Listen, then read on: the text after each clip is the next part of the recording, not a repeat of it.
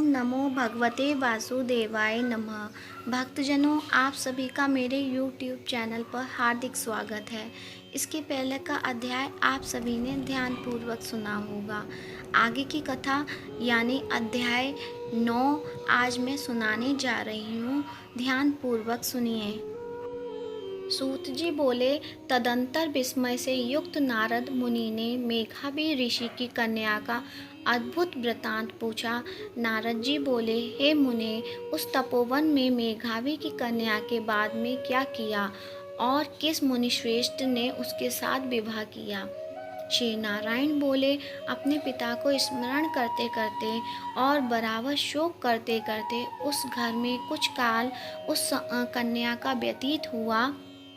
युद्ध से भ्रष्ट हुई हरिणी की तरह घबराई शून्य घर में रहने वाली दुख रूप अग्नि से उठी हुई भाप द्वारा बहते हुए अश्रु नेत्र वाली जलते हुए हृत कमल वाली दुख से प्रतिक्षण गर्म श्वास लेने वाली अति दीना घिरी हुई सर्पिणी की तरह अपने घर में सरुद्ध अपने दुख को सोचती हुई और दुख से मुक्त होने के उपाय को न देखती हुई उस कृशोदरी को उसके शुभ भविष्य की प्रेरणा से सांत्वना देने के लिए उस वन में अपनी इच्छा से ही पर क्रोधी जिसको देखने से ही इंद्र भयभीत होते हैं, ऐसे जटा से व्याप्त साक्षात शंकर के समान भगवान दुर्वासा ऋषि आए।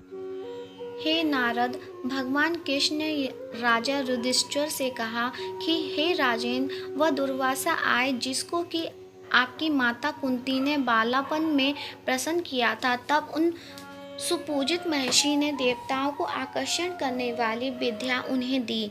और हे भूपाल, जिन्होंने सब देवताओं से नमस्कार किए जाने वाले मुझको भी रुक्मणी के साथ रथ में बैलों की जगह जोता।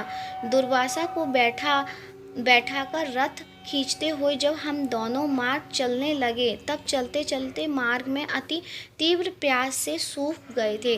तालु और ओस जिस रुक्मिणी के ऐसी जल चाहने वाली रुक्मिणी ने जब मुझे सूचित किया, तब कंधे पर रथ की जोत को रखे हुए चलते चलते ही पाप के अग्रभाव से पृथ्वी को दबाकर रुक्मिणी के प्रेम के वशीभूत मैंने भोगवती नाम की नदी को उत्पन्न किया।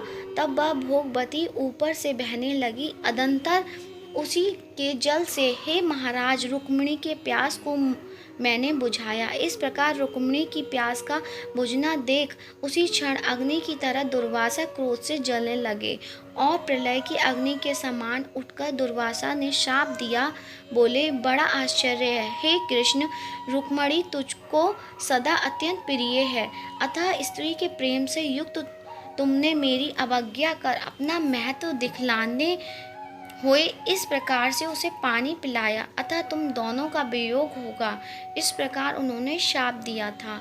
हे युधिष्ठिर, वही वह दुर्वासा मुनि है, साक्षात रुद्र के अंश से उत्पन्न, दूसरे काल रूप की तरह महर्षि अत्रि के उग्र तपरूप कल्पवृक्ष के दिव्य फल पतिव्रताओं के सिर के रत्न अनुसुईया भगवती के गर्भ से उत्पन्न अत्यंत मेघा युक्त दुर्वासा नाम के ऋषि, अनेक तीर्थों के जल से भीगी हुई जटा से भूषित सिर वाले साक्षात तपोमूर्ति दुर्वासा ऋषि को आते देख कर कन्या ने शोक सागर से निकलकर धैर्य से मुनि के चरणों में प्रार्थना की।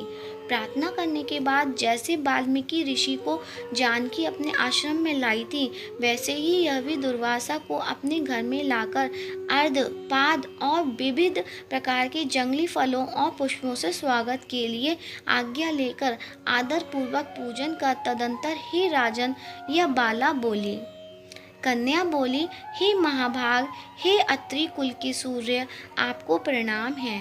हे साधु, मेरे अभाग्य के घर में आज आपका शुभागमन कैसे हुआ? हे मुने, आपके आगमन से आज मेरा भाग्योदय हुआ है, अथवा मेरे पिता के पुण्य के प्रभाव से प्रेरित मुझे सांत्वना देने के लिए ही आप मुनि सत्तम आए हैं। आप जैसे महात्माओं के पाप ही धूल जो है वह तीर्थ रूप है। उस धूल का स्पर्श करने वाली मैं अपना जन्म आज सफल कर सकी हूँ। आज मेरा व्रत भी सफल है। आप जैसे पुण्यात्मा के जो मुझे आज दर्शन हुए हैं, अतः आज मेरा उत्पन्न होना और मेरा पुण्य सफल है। ऐसा कहकर वह कन्या दुर्वासा के सामने चुपचाप खड़ी हो गई। तब भगवान शंकर के अंश से उत्पन्न दुर्वासा मुनि मंद हास्य युक्त बोले।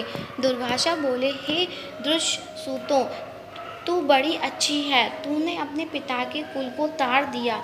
यह मेघावी ऋषि के तप का फल है जो उन्हें तेरी जैसी कन्या उत्पन्न हुई। तेरी धर्म में तत्परता जान कैलाश से मैं यहाँ आया हूँ और तेरे घर आकर तेरे द्वारा मेरा पूजन हुआ। हे बारारोहे, मैं शीघ्र ही बद्रिकाश्रम में मुनीश्वर सनातन नारायण देव के दर्शन के लिए जाऊंगा, जो प्राणियों के हित के लिए अत्यंत उग्र तप कर रहे हैं। कन्या बोली, हे ऋषि, आपके दर्शन से ही मेरा शोक समुद्र सूख गया। अब इसके बाद मेरा भविष्य उज्जवल है, क्योंकि आपने मुझे सांत्वना दी है। हे मुने, मेरी उस प्रादुर्भूत बड़ी भारी ज्वाला युक्त दुख रूप अग्नि को क्या आप नहीं जानते हैं? हे दया सिंधु, हे शंकर, उस दुखादि को शांत कीजिए। मेरे विचार से हर्ष का कारण मुझे कुछ भी दिखलाई नहीं देता। ना मुझे माता है,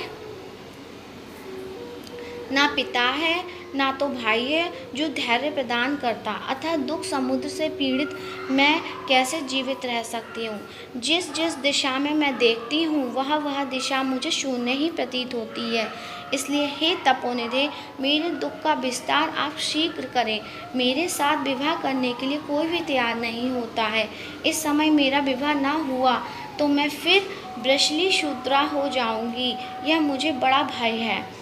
इसी भय से ना मुझे निद्रा आती है और ना भोजन में मेरी रुचि होती है। हे ब्राह्मण, अब मैं शीघ्र ही मरने वाली हूँ, यह मेरा इस समय निश्चित है। ऐसा कहकर आंसू बहाती हुई कन्या दुर्वासा के सामने चुप हो गई। तब दुर्वासा कन्या का दुख दूर करने का उपाय सोचने लगे। श्री नारायण बोले, इस प्रकार मुनि कन्या के वचन सुनकर, इसका अभिप्राय समझकर बड़े क्रोधी मुनिराज दुर्वासा ने उस कन्या का कुछ हित विचार पूर्ण कृपा से उसे देखकर सारभूत उपाय बतलाए। बोल कृष्ण भगवान की जय। भक्तजनों, अगर आपको मेरा वीडियो पसंद आ रहा है तो इसे लाइक कीजिए, शेयर कीजिए और कमेंट बॉक्स में जय श्री कृष्ण ज़रूर लिखिए।